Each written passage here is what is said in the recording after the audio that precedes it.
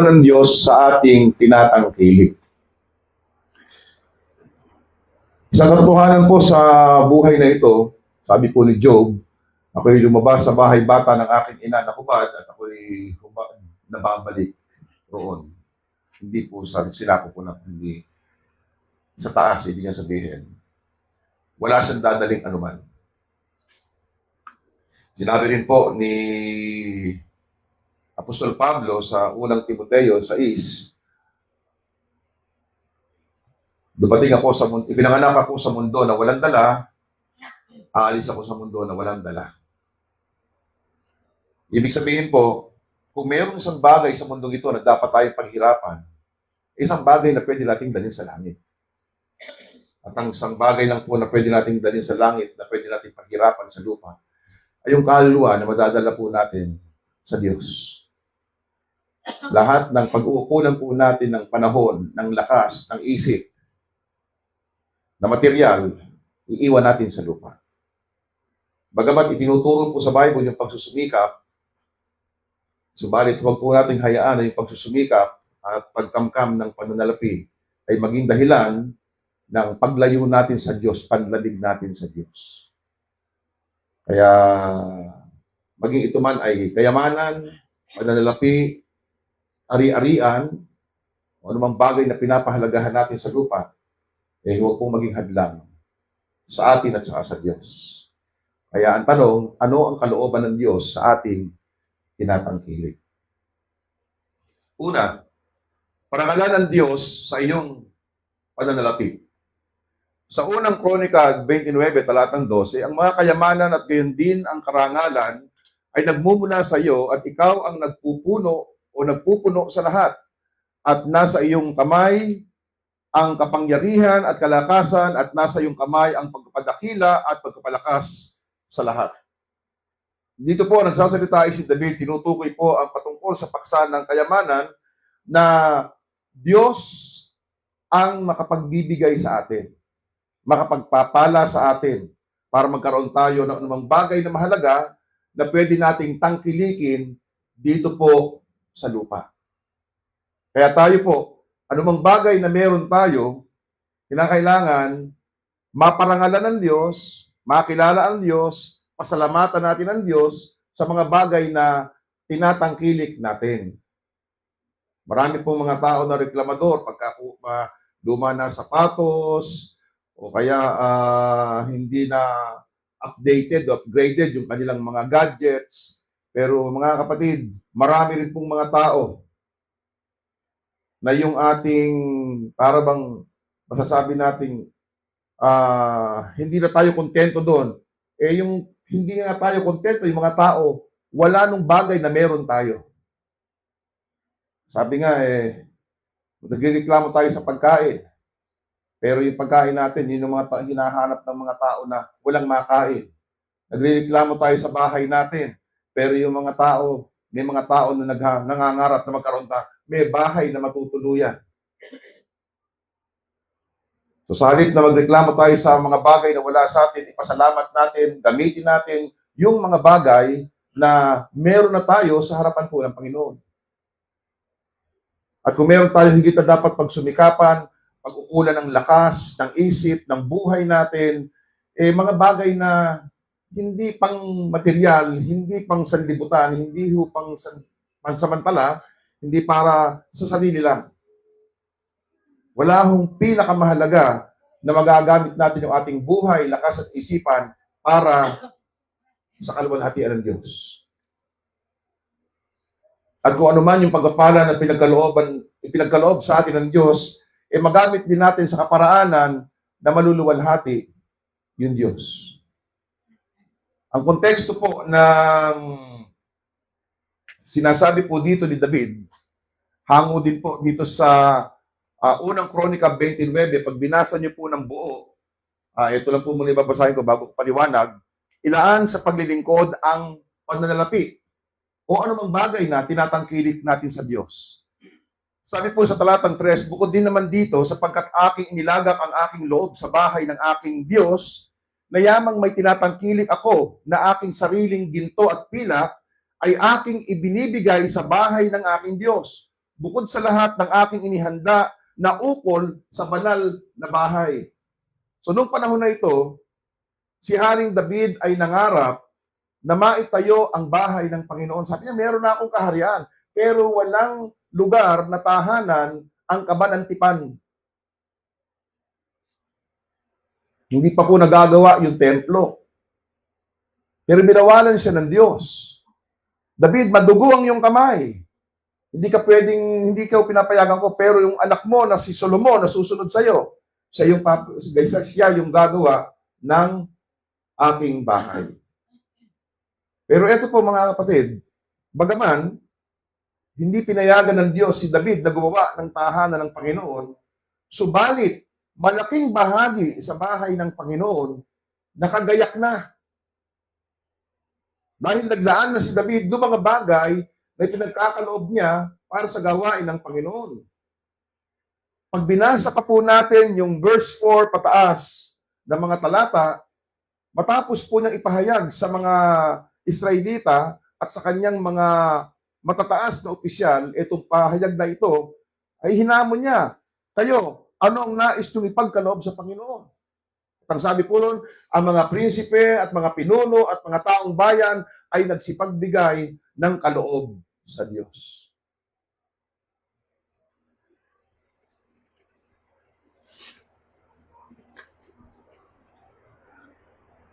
Alam niyo po mga kapatid, noong panahon na yun, lalong-lalo magawa na yung templong ginawa ni Solomon. Kung may pinakamalaking gusali, may pinakamagandang gusali, may pinakamahal na gusali sa panahon na yun, yun po yung templo ng Diyos. Pinakamodernong gusali, yung templo ng Diyos. Hindi ko po sinasabi na masama magkaroon tayo ng magandang bahay, malaking bahay, mamahaling bahay. Hindi po sinasabi yan na masama. Pinagsibikapan nyo yan, dapat na mapasa nyo yan. Pero tandaan lang po natin mga kapatid. Okay? Hindi ko po sinasabing maraming kayamanan masama. Pero ang lagi pong tinatanaw ng Panginoon, yung puso natin. Ibig sabihin, saan nakatuon yung puso natin? Yung kaluwalhatian natin o kaluwalhatian ng Diyos? Yung pagkakilala ng tao sa Diyos mo o yung pagkakilala ng tao sa iyo? Kasi ito pong isang katotohanan, anumang bagay na pinapahalagahan natin, pag-uukulan natin ng lakas, pag-uukulan natin ng isip, pag-uukulan natin ng panahon, pag-uukulan natin ng buhay. Tama po ba yun? Pag mahal mo yung anak mo, lahat ng ginagawa mo, nakalaan sa anak mo. Di ba? Ako, mag-iipon ako sa anak ko. Ako, bibili ko to sa anak ko. Ayan. Ay, maganda to para sa anak ko. Ay, makatutulong to sa anak ko. Kasi nandun yung puso mo. Okay? So ngayon, tayo po, mag-iwan tayo sa mundo ng isang bagay na yung Diyos makikilala. Salukuyan po tayo ngayon na nagpapagawa ng bakod. Usap kami ni Brother Jason. Kailan masisimulan yung poso? Pastor, saan mo na yung poso? Kasi marami pa tayong bayarin sa bakod. Yung sa pader natin. O, sige nga, walang problema kasi tinanong ka ako kung nung gumagawa ng poso. Kasi yung ate ko, ay bibigyan tayo ng isang tubo na sumobra dun sa pinagawa nila. Kaya natanong ko rin. Anyway, wala naman po problema yung tubo na yun, hindi maaalis na sa bahay. Hindi ko sabihin. Meron tayong pampondo.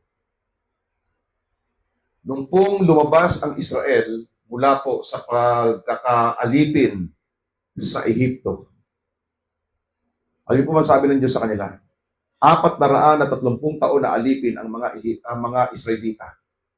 Sabi ng Diyos, kumuha kayo ng kahit anumang bagay na makukuha nyo sa mga Ehipsyo. Pagkakalob nila sa inyo yan.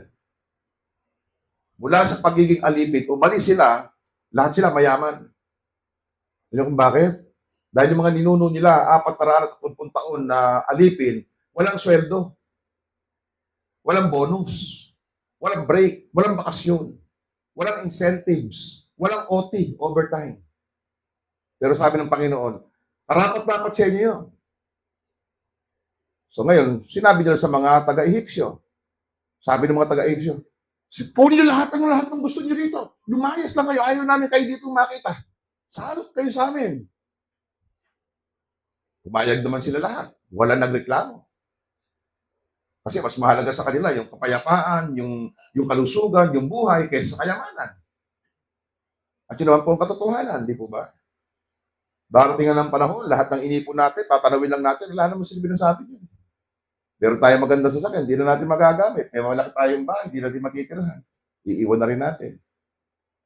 Di po ba? Alam niyo po, ano naman nanatili para sa atin, sa tanaw ng Panginoon?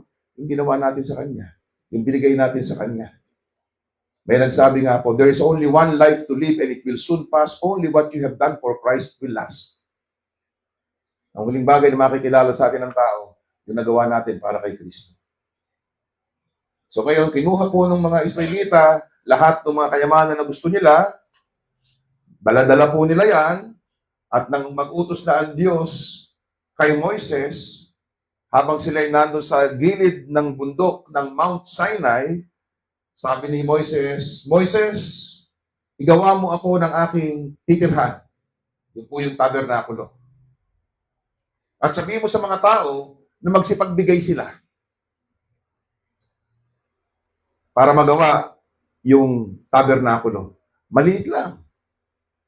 Pero kung pepresyo mo, mapagpapagawa ko ilang gusali yan sa Amerika. Malalaking building. Dahil halos puro ginto ang mga gamit. Mahalagang hiyas. Sabi po sa Bible, nagsipagbigay sila. At yung nag-utos na inutusan ni Moises na magsabi sa taong bayan magsipagbigay, tumatakbo kay Moises, sumahangos. Moises, Moises, magbigay ka ng bagong kautusan. Bakit? Anong problema? Hindi ba kumasa yung bibigay nila? Hindi, sobra na. Ang dami pa nagbibigay. Ganun yung pinakamagandang problema, di po ba? Yung sobra na, pero ayaw pa rin lumubay. Sa ministry, iba. Meron pa ako nabasa.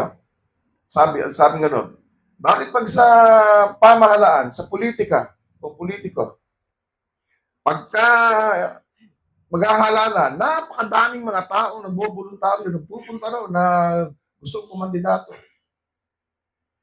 Gagasto pagkalaki-laki, libo, daang libo, milyon.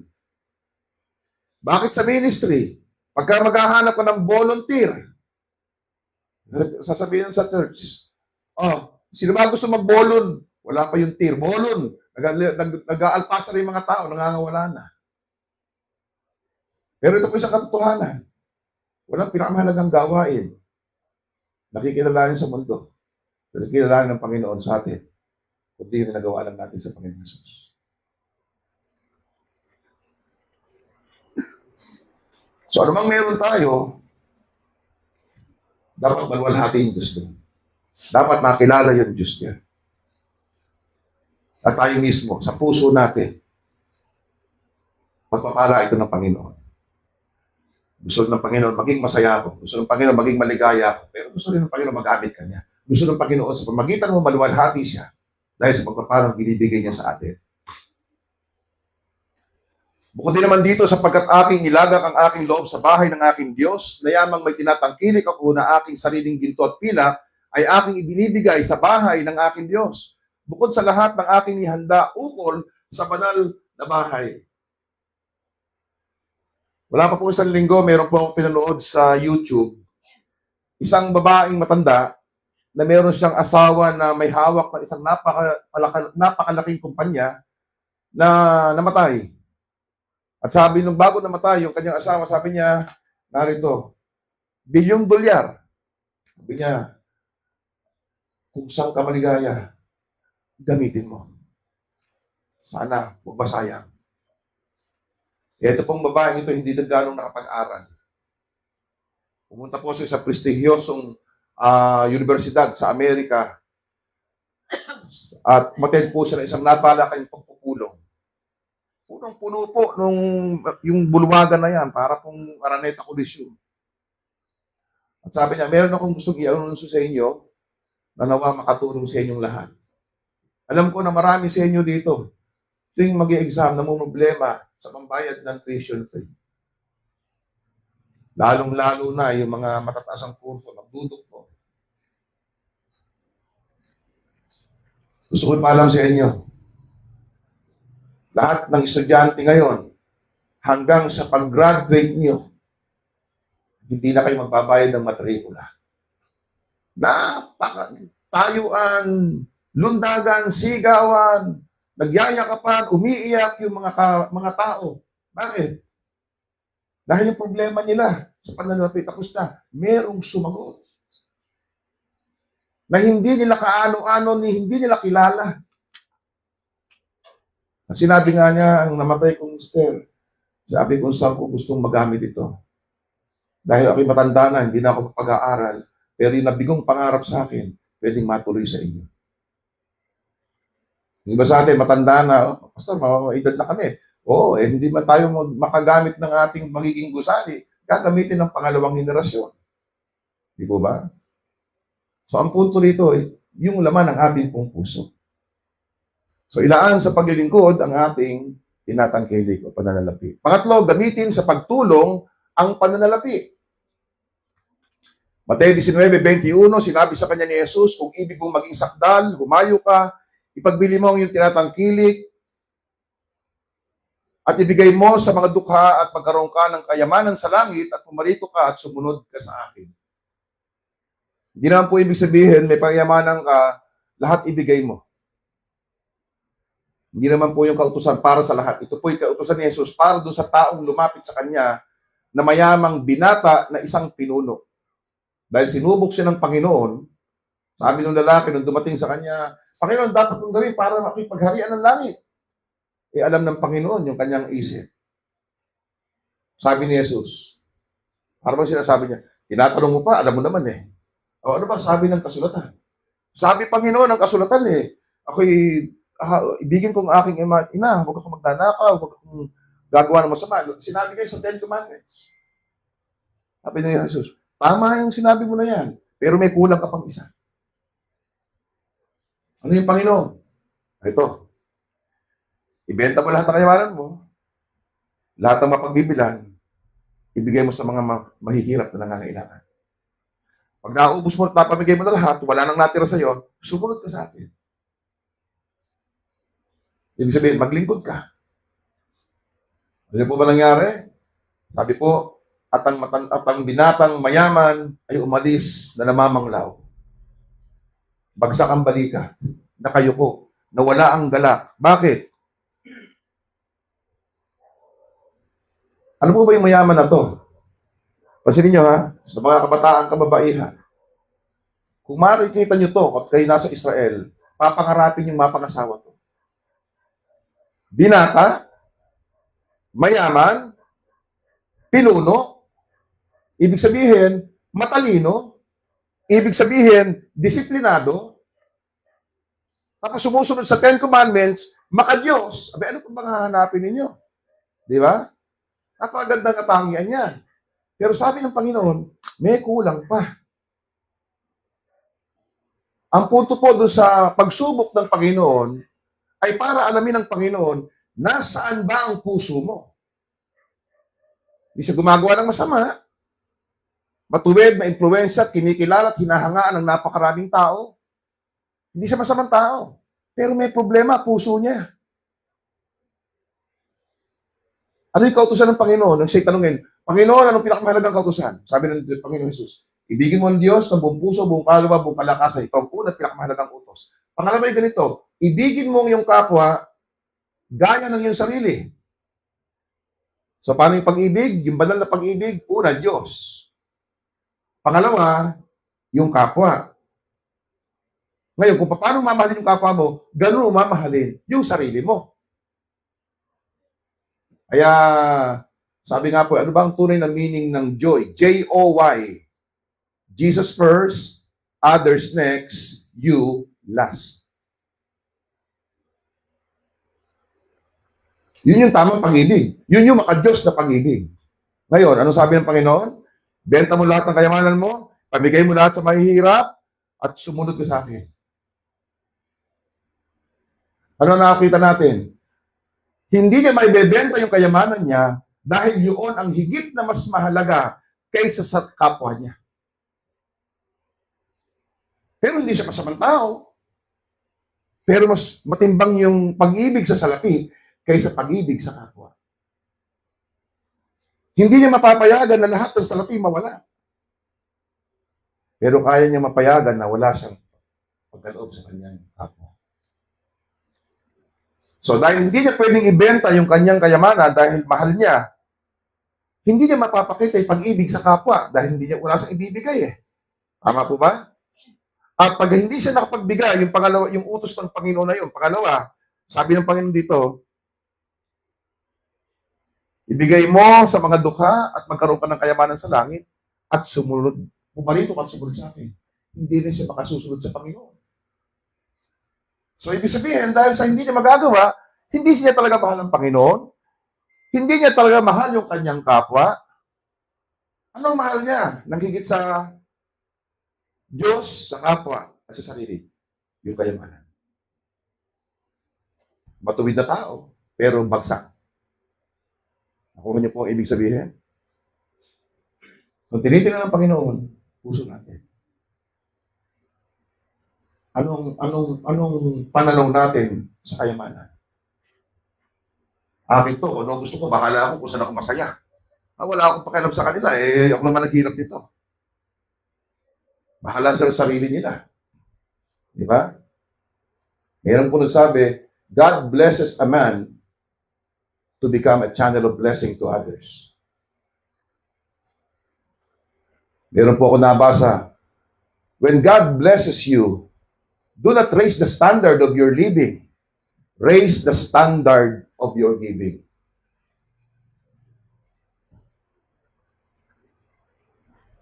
Sa pagbibigay, hindi ka naman nawawalan eh.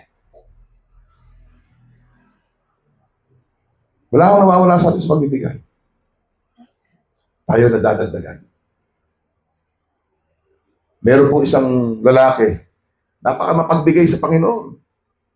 Maraming bahagi ng kayamanan niya, binibigay niya. Sa araw, nasunog yung bahay niya. Alam natin, sabi nung kaibigan niya, tinan mo nga nangyari sa'yo. Wala ka, mahirap pa sa taga kayo, pulubi ka. Nasunog ang bahay mo, naubos lahat ng kayamanan mo. Kung yung mga binigay mo sa church, itago mo na lang. O di sana may pera pa natin na sa'yo. Alam mo sabi niya? Alam mo kung natira lang sa akin, lahat ng binigay ko sa Panginoon. Lahat ng inari kong akin, kinuha ng Panginoon. Sabi nga po katotohanan sa araw, iwan natin lahat. Iiwanan po natin lahat. So gamitin sa pagtulong sa kapwa, sa gawain ng Panginoon. Pangapat, ilaan sa pagtulong, 1 John 3:16, talata lang po ito, sabi dito, dito'y nakikilala natin ang pag-ibig, sapagkat kanyang ibinibigay ang kanyang buhay dahil sa atin. At nararapat nating ibigay ang ating buhay dahil sa mga kapatid. Datapat ang sino mang mayroong pag-aari sa sanlibutan ito at nakikita ang kanyang kapatid na nangangailangan at dooy ipagkait ang kanyang awa. Paano mananahan ang pag-ibig ng Diyos sa kanya? Bumunti kong mga anak, huwag tayo magsiibig sa salita, di lamang, kundi ng gawa at katotohanan.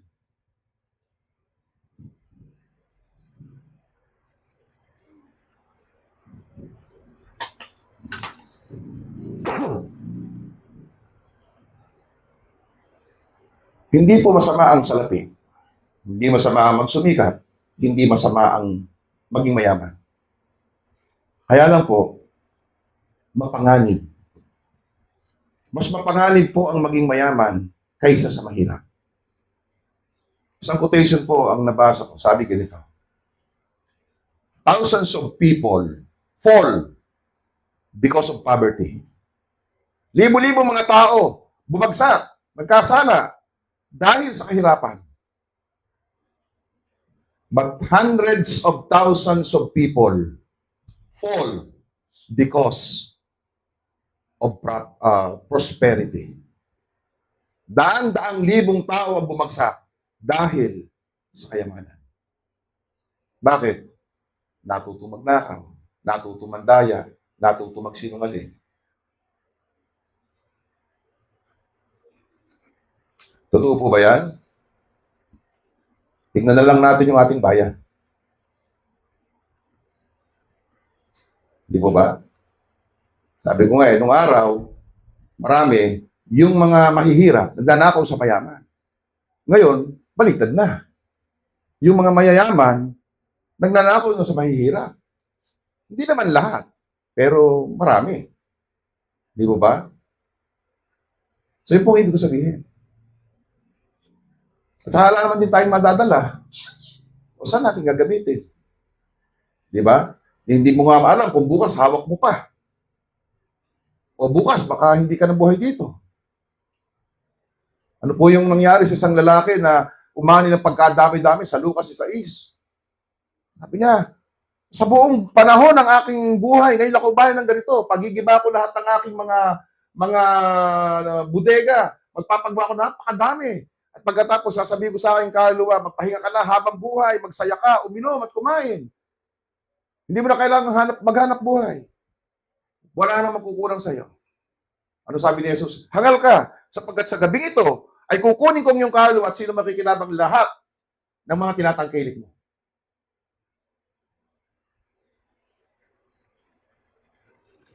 Tuon po natin yung ating puso sa Diyos. Huwag po sa kayamanan.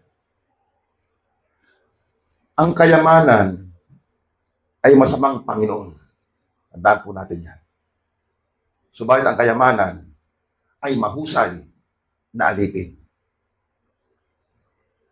Pag pinanginoon natin yung kayamanan, masisira buhay natin. Pagka inalipin natin ang kayamanan para sa katuwiran at kaluwalhatian ng Diyos, malaking bagay po yan. Sabi po sa binasa natin kanina, sa pangatlong punto po natin, ang mga prinsipe, mga pinuno, at taong bayan ay nagsapagbigay sa Panginoon.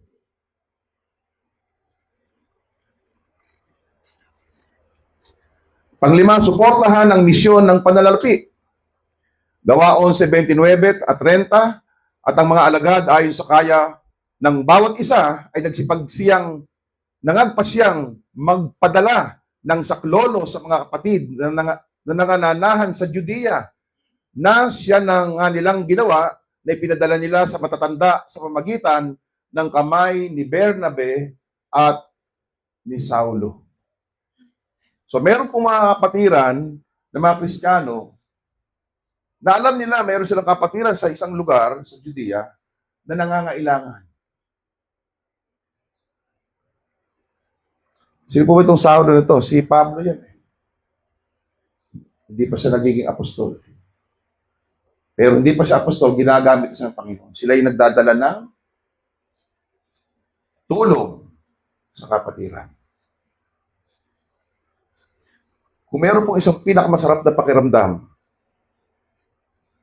o sabihin muna natin, masarap, ano, na halimbawa tayo nangangailangan, bigla nalalangin tayo, wala tayong kinakausap na tao at bigla na lang may dumating. Alam mo na ito yung kilos ng Panginoon dahil wala ka namang kinausap eh. Minsan wala ka nga alang nakakaalam eh. Tapos dumating na lang yung tulong sa'yo. Hindi ba napakasarap ng pakiramdam? Na sinagot ng Diyos yung panalangin mo. At alam mong sagot ng Panginoon dahil hindi mo hinanap, hiningi mo sa Diyos. Pero ito po sabihin sa inyo, masarap po yan, ano? Pero wala pong higit na mas masarap na ikaw yung ginamit ng Diyos bilang tugon sa pananalangin ng mga nangangailangan. Na hindi kayo nag-usap. Pero bakit? Kailangan bigyan ko siya. Noon po ako nasa New Zealand, nagturo po kay Pastor Bong na sa Bible College. Personal.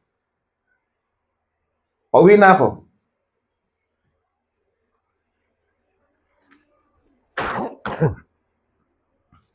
Bigay po ng love gift si Pastor Bong. Dahil marami na po sa akin yung misis ko. Nakasote pa, kakukuha ko lang. $700. Bro Johnny, eto, sariwa-sariwa pa ako sobre. Iaawas ko muna sa utang ko sa'yo. Binilang niya. Nagpasalamat. So may utang ako, nautang ko dahil kailan nagpapaaral po dito. Alis na ako, nakita kami ng ate ko. Binigyan ako ng pera. Oh, dagdag mo dun sa pambayad ni Patricia. Hindi ko hiningan yung ate ko. Wala akong sinabi kahit ano. Dagdag mo sa pambayad ni Patricia sa school niya. Dumating po ako dito sa San Antonio. Patricia, ibigay ni Nanay Bebe ito sa'yo. Hawakan mo na. Hindi ko na matandaan kung ilang dollars. Magkano ba kailangan mo sa ano? Babayad mo sa matrikula. 27,000 po, Papa. Hindi ko alam kung magkano ang palit niya. Basta ako, sige, palit mo. Punta po kami sa Pacific. Tinignan ko dun sa second floor yung mga nagpalitan. Ito, mas mataas ang palit dito. Ikaw na ako pumunta. Intay niya lang kita dito. Ipinalit niya. Ano yung magkano? Ang palit? 27,000. Hindi ka ako nang hingi. Hindi alam ng tate kung magkano pangailangan. Pero eksakto sa pangailangan ibinigay. Sobrang tuwa ng anak ko. Papa, eksakto. May sumobra lang tayong pang merienda. O at least ako nang merienda pa tayo. So, yun po yung maganda eh. Masarap yung tumatanggap, pero higit na pinagpapala, yun ang bibigay. Suportahan ang misyon sa pananalapi. Sa Pilipos, kapitulo 4, nabasa niyo po doon yung verse 19, at maramang tandaan ninyo, sabi po doon, sapagkat pupunuin ng Panginoon ang lahat ng inyong pangangailangan ayon sa kayamanan ni Kristo. Sa English po, for God shall supply all your needs according to His riches. Yun po sabi doon. Ginagamit po palagi yan na pag walang perang isang mananampalataya, tandaan mo to, panghawakan mo tong verse na yan, na pagkakalob ng Panginoon sa iyo, lahat ng pangailangan mo ayon sa kayamanan ni Kristo. Lagi pong kine-claim yan. Pero hindi po yun ang tamang gamit nun eh. Hindi naman yung ipinangako na pag wala kang pera, panghawakan mo yung talata na yan, magkakapera ka. Hindi po eh. Pag binasa niyo yung konteksto bago mag-verse 19, ito po, nagpapasalamat si Apostol Pablo habang nasa bilangguan sapagkat yung mga taga-Pilipos na kapatiran nagpapadala ng tulong sa kanya. Hindi siya humihingi. At sabi ng Apostol Pablo, wala akong anumang bagay mapagkakalob sa inyo, kundi kayo ipanalangin ko, turuan ko. Kaya doon sa verse 19, sabi niya, yung aking Panginoon, ang siya magkakalob sa inyo, lahat ng inyong pangailangan. Ibig sabihin, wala akong mabibigay sa inyong salapi para suklian yung tulong nyo sa akin. Pero yung Panginoon ko, may katayanan, dahil kayo matulungin, ibalik sa inyo yung inyong itinulong na higit pa sa naitulong nyo. So, ang konteksto ng verse 19, doon sa mga nagbibigay, hindi doon sa walang pera kasi o wala silang anumang kayamanan. Kaya, hawakan mo yung talata na yan. Ngayon, hindi ko naman sinasabing huwag niyong hawakan. Pero pag hinawakan niyo yung talata na yun, huwag kayong mag-concentrate doon sa ibibigay ng Panginoon. Mag-concentrate kayo doon sa bunga kasi yun eh. Nagbigay sila sa Panginoon, kaya mayroon silang panghahawakan na pangako ng Diyos. Kaya hawakan natin na magkakaroon din ako. Yan po ang ibig sabihin ni Apostol Pablo. So, suportahan ang misyon sa pananalapi. Pangani, maging tapat sa ikapo sa pananalapi. Malakias 3:9, Gis, kayo'y nangagsumpa ng sumpa sapagkat inyo akong ninakawan sa mga tuwid bagay nitong buong bansa. Dahil dalhin ninyo ang buong ikapasampung bahagi sa kamalig upang magkaroon ng pagkain sa aking bahay. At subukin ninyo ako ngayon. Sa bagay na ito, sabi ng Panginoon ng mga hukbo, kung hindi ko bubuksan sa inyo ang mga durungawan sa langit at ihuhulog ko sa inyo ang isang pagpapala na walang sapat na silid kayong kalalagyan. Ano sabi ng Panginoon? Sa verse 9, sabi niya, ninanakawan niyo ako. Kasi simula sa Exodus, kautusan na yung pagbibigay ng ikapo. Wala silang pera noong panahon na yon. Hayop, halaman, pagkain, bunga, yun ang kanilang handog. Saan binahandog? Doon sa mga naglilingkod sa Panginoon. Sa mga saserdote, sa mga Levita. Bakit? Sapagkat wala silang tinanggap na manang lupa. Hindi sila gagawa dahil ang gawain nila ay tulungan nyo, suportahan nyo, pangaralan nyo, bahaginan nyo,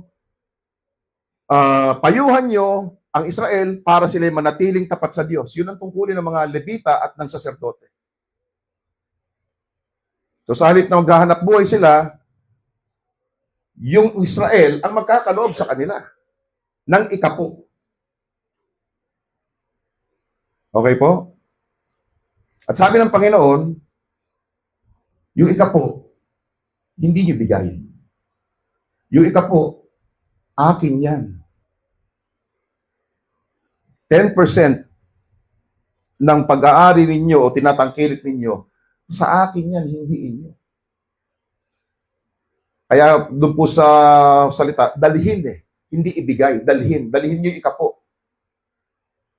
Iba ibigay Akin to, binibigay ko sa'yo. Pag sinabing dalhin, pinapadala sa'yo yung sa Diyos.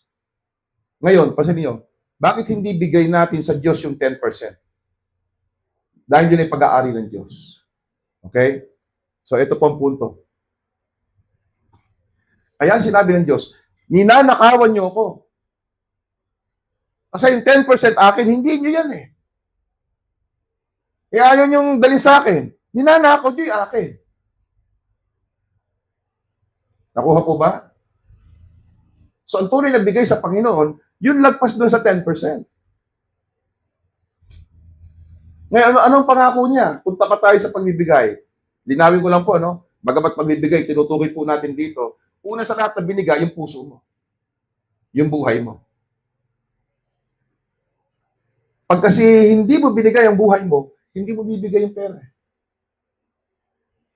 Pero pagka binigay mo yung buhay mo, kahit anong pera bibigay mo.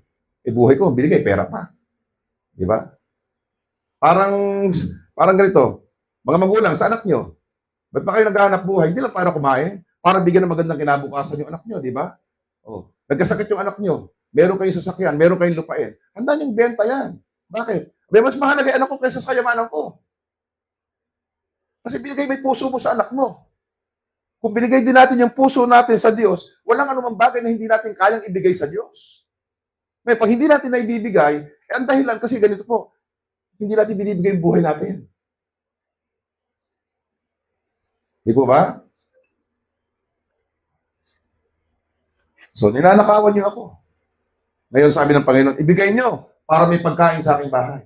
Para matugunan yung pagkain, pangangailangan, nung naglilingkod sa Diyos.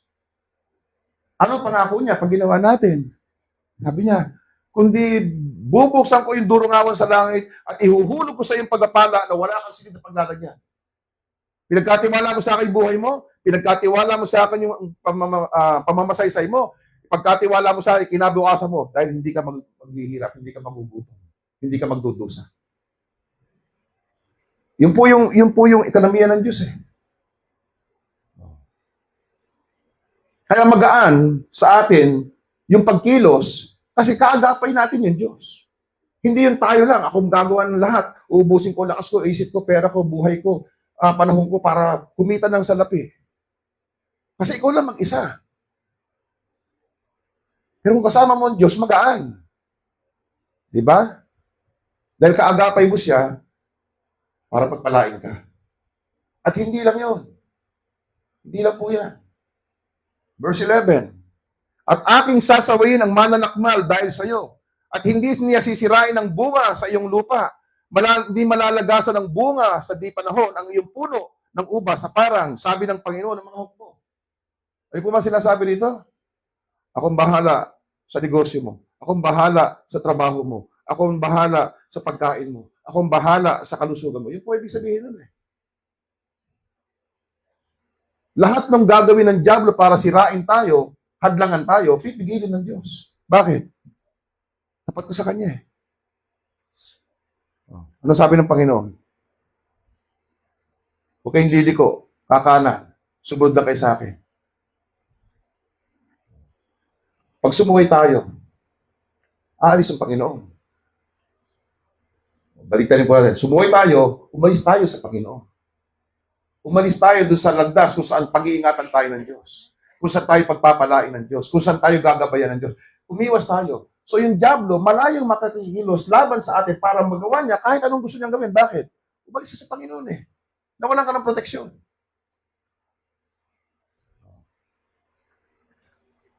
Pansinin niyo, yumaman si Job. Di ba? Pero matapat siya sa Diyos. Hindi siya nagbago ng kanyang damdamin. Lalo siya naging malapit sa Diyos. O, sinubok siya ng Panginoon. Kinuha lahat ng kayamanan niya. Nagdalamhati ba siya dahil naubos ang kayamanan niya? Hindi. Ang Diyos ang nagbigay, ang Diyos ang kumuha, purihin ang pangalan ng Panginoon, sabi niya. Kasi mas mahalaga sa kanya yung tagabigay kaysa sa binigay. At alam niya, isang araw, siya na nga rin nagsabi sa Job chapter 1 verse 21, hubad akong pumasok dito, hubad akong aalis dito. Wala akong dala pumasok dito, aalis ako na wala rin akong dala. Hindi natin sinasabing huwag nating pag-ingatan o pahalagahan yung kayamanan. Ang sinasabi natin, gamitin natin sa kawasto, sa kaparaan ng nag-enjoy tayo, nag-enjoy yung kapwa natin, nag-enjoy yung Diyos. Yan po ang punto eh. Hindi ka nang hina, hindi ka nang lamig, hindi ka lumayo sa Panginoon, hindi ka nagkasala dahil sa tinatangkilik mo. Prioridad pa rin sa iyo ang Diyos. Pinakamahalaga pa rin sa iyo ang Diyos. Una pa rin sa iyo ang Diyos. Yan po yung gusto niya. Pangkito, ang sabi po dito, maging mabuting katiwala sa pananalapi. Mateo 25, talatang 20, at ang tumatanggap ng 5 talento ay lumapit at nagdala ng 5 pang talento na nagsasabi, Panginoon, binigyan mo ako ng 5 talento, narito, ako'y nakinabang ng 5 pang talento. Ano pong ibig sabihin? Sa katulungan ng mga kapatid, sa sistema po ng ating paaralan, kung meron pong isang hindi talaga nabibigyan ng pansin, ay turuan yung mga kabataan at magkaroon tayo ng subject sa paaralan kung paano kikita ng salapi, kung paano panghahawakan yung salapi, kung paano pakikinabangan yung salapi, kung paano magagamitin yung salapi. Hindi ko tinuturo yan eh. Gaano karaming graduate ng pera? Gaano karaming taong pagkasweldo eh, wala pang 1,000, ubos na yung pera? Kasi hindi natin alam kung paano mga siwa, mga laga, magpalago.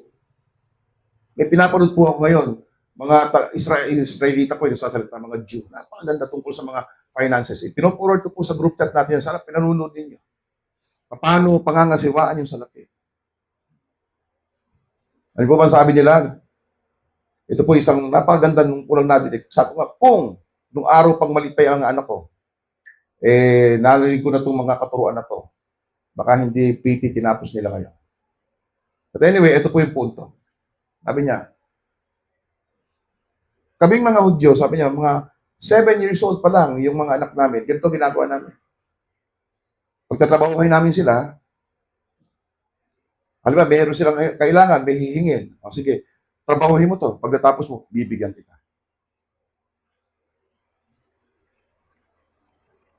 Kasi napakalupit ang magulang eh. Para patalaman anak, kung bigyan mo ng bigyan, ba't kailangan pagtrabahuhin? Ba't kailangan may kondisyon? Alam mo bakit may kondisyon? Pagka pinagtrabaho mo at binigyan mo, nakikita niya yung kahalagahan ng pera. Pinaghirapan ko to. Mag-iisip siya kung saan niya gagastusin. Sayang naman kung doon ko lang bibili, pinaghirapan ko to. Di ba? O ngayon, ito. Natututo sila magpahalaga sa pera. Natututo sila na magpahalaga sa trabaho. Ngayon, ito. Tinuturuan sila, kung may pera ka, hati sa 3. Okay? Hati labis tatlo. Okay? Yung unang hati, sa'yo yan. Kung ano man gusto mong gawin, kung ano man gusto mong bilhin. Yung pangalawang hati, itabi mo. At kung pwede mong gamitin sa anumang bagay para ito'y lumago, palaguin mo. Yung ikatlong bahagi ng hati, pantulong. Para sa Panginoon, para sa kapwa. Maliit pa lang mga anak nila, 7 pataas. Alam nila kung saan nakalaan bawat bahagi ng kanilang panalapit. Ngayon, tayo, kultura natin. Nay, pa yung pera. O, ito, magkano? Bibili lahat. Umaya wala. Nay, gusto ko na, bigyan mo akong ganito. Tay, o, bigay tayo. So, ang inaisip lang nila, karapatan ko magkaroon ng pera, kaya dapat bigyan mo ako, anak mo ako. Ngayon, hindi ka nagbigay. Masama loob sa'yo. Magtatampo, magagalit, hindi susunod. Kasi hindi mo binigyan. Uutusan mo, hindi ka man susundin kahit bigyan mo. Di ba? Bigay lang tayo ng bigay. Pero ano nangyayari? Umaabuso lang. Nagpapahalaga ba sa pera? Nagtitipid ba? Hindi. Gusto ko ano lang gustong bilhin. Kasi ang iniisip nila, ang pera para sa kasiyahan ko. Bahagi yun. Pero hindi lang doon. Kung matuturuan natin, dapat sa dito ganito, dapat ay ganito, maintindihan nila, meron silang responsibilidad.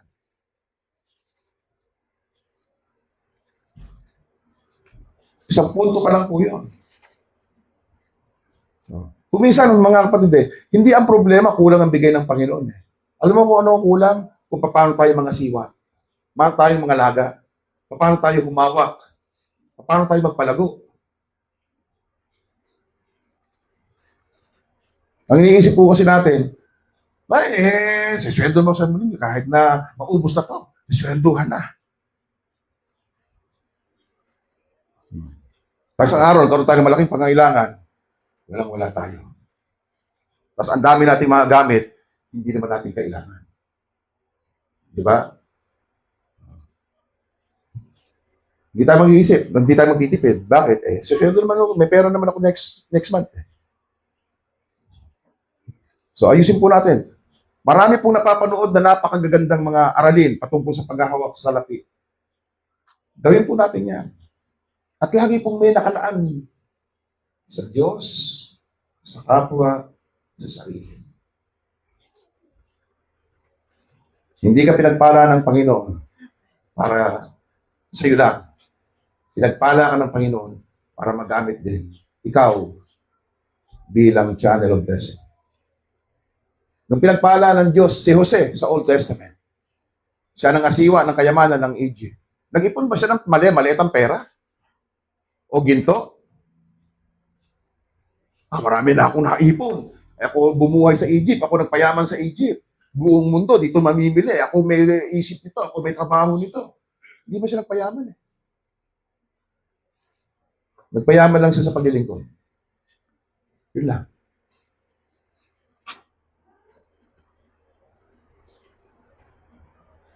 Maging mabuting katiwala sa pananalapi. Sinabi sa kanya ng kanyang Panginoon, mabuting gawa, mabuti at tapat na alipin.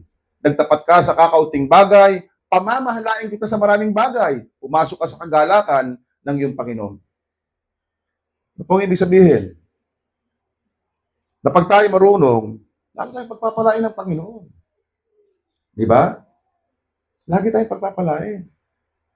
May mga Kristiyano po, panalangin ng panalangin. Pagpalain mo ako, Panginoon. Pag nagkaroon naman sila, kanila lang. Kailangan yung pinakamahal na cellphone, kailangan yung pinakamagandang gadget, kailangan yung pinaka-latest. Sabi ko nga po sa inyo, kung di po ako napasok sa sports ng 2018, hindi makabibili ng yung touchscreen Okay na ako sa lipindot Okay, tayo lahat, di touchscreen. Pero mas binabasa natin yung mga scroll tayo, nood lang tayo, basa-basa tayo ng mga kung ano-ano. Hindi naman tayo nagbabasa ng Biblia. Nagpalapit ba sa atin sa Diyos? Yung teknolohiya? Hindi. Inilayo tayo sa Diyos. Hindi naman po lahat. Pero marami. Di po ba? Yung teknolohiya, inilayo tayo sa Diyos. Inilayo tayo sa pamilya natin. Inaliyo tayo sa kaibigan natin. Ayan po napagtataka eh. May kausap. May kausap kang tao. Tapos biglang nadinig mo, nag-buzzer cellphone mo. Ganun ka. Sagot. Nagsasalita. Hindi ka interesado sa kausap mo, interesado ka rin sa nasa phone. Pag yung nasa phone na yon, kaharap mo na. Okay? Kaharap mo na. Dati sinasagot mo lang. Ngayon, ito namang dating hindi mo pinapansin, nagme-message, yun naman ngayon ang interesado ka. Hindi ba ganun? Yung apo ko, anak ni Leia.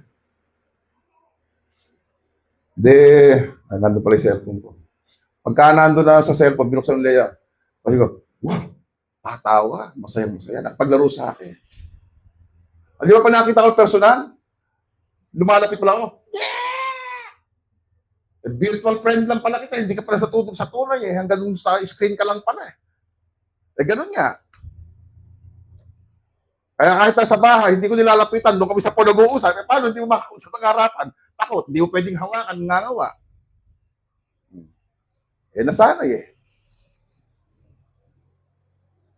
Panghuli, maging mapagkaloob sa iyong pananalapi. Hindi lang po pananalapi, anumang bagay na tinatangkilik mo. Maaaring hindi mo mapagkakaloob sa paraang ibibigay mo, pero handa mong ipagamit sa Diyos. Handa mong pagamit sa Diyos. Okay? Wala, lahat naman dito, hindi atin eh. Pahiram lang lahat sa atin Diyos, dahil pag alis natin dito, isa lang atin. Okay? Alam mo kung gaano kalaki yung lupa natin? Yun lang kasya tayo.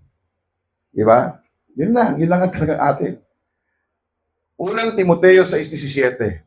Sabi po ni Apostol Pablo, ang mayayaman sa sanlibutan ito ay pagbilinan mo na huwag magsipagmataas ng pag-iisip at huwag umasa sa mga kayamanang di nananatili, kundi sa Diyos na siyang nagbibigay sa atin ng sagana sa lahat ng mga bagay upang ating ikagalak.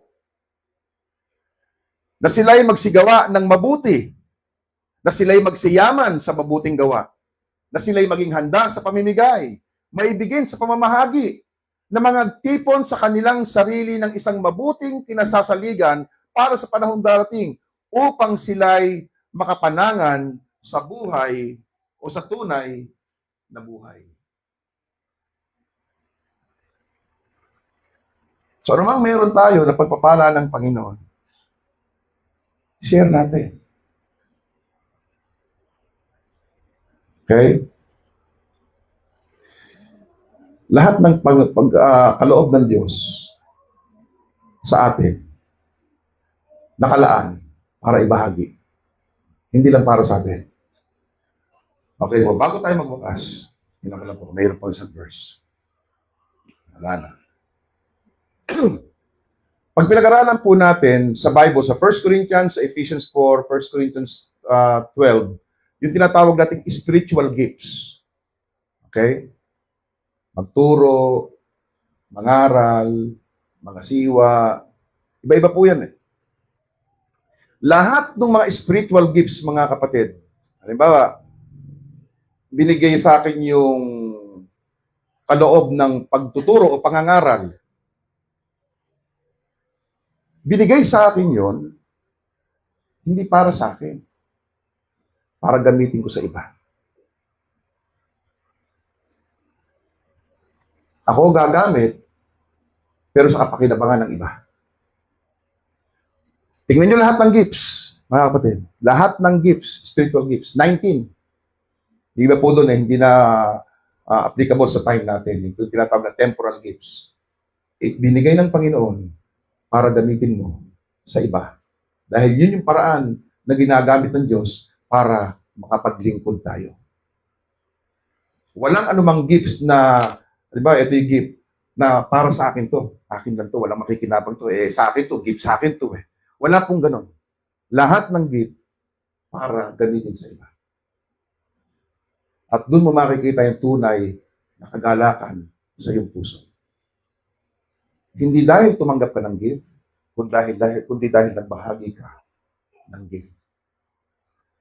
Marunong magluto, Share ka. Maaring ulam, kung marami kang niluto, o maaring karunungan, i-share mo. Marunong ka sa English.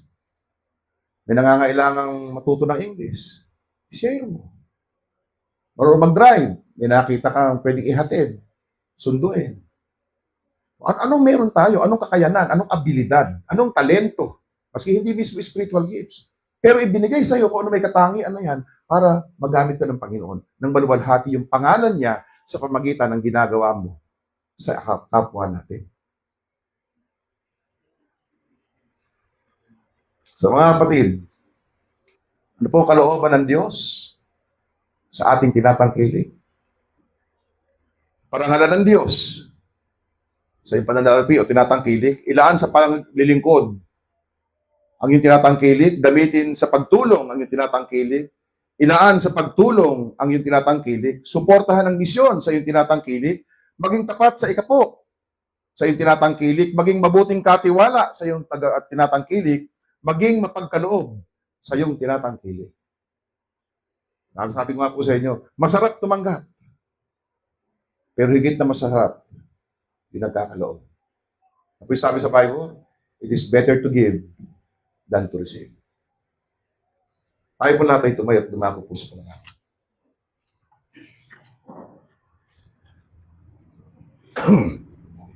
Salamat po, Diyos namin sa langit, sa inyong pagpapala. Salamat po sa aming pag-aaral ngayong umaga na bawat isa sa amin ay nahamon. At nalaman namin, Panginoon, na namang bagay na mayroon kami ay ginawa nyo, pinagkaloob nyo, para ito po'y magamit sa pagbigay luwalhati sa iyong pangalan. Sapagkat sa pamagitan nito, Panginoon, makikita namin, plano namin mararanasan ang higit na kagalakan sa puso. Hindi dahil sa kami tumanggap, kundi dahil sa kami nagamit sa kaparaanan na naluwalhati yung pangalan. Pangunahan niyo po kami pag-ingatan sa aming paghiwa-hiwalay, patuloy po kayo maluwalhati sa aming buhay, at kayo po, Panginoon, nang gumamit sa amin sa anumang kaparaanan na maluluwalhati po namin ang iyong pangalan. Salamat po, dalangin namin ang lahat ng bagay na ito sa pangalan ng Panginoon Jesucristo. Amen. Maraming salamat po, magandang tanghali po sa inyo.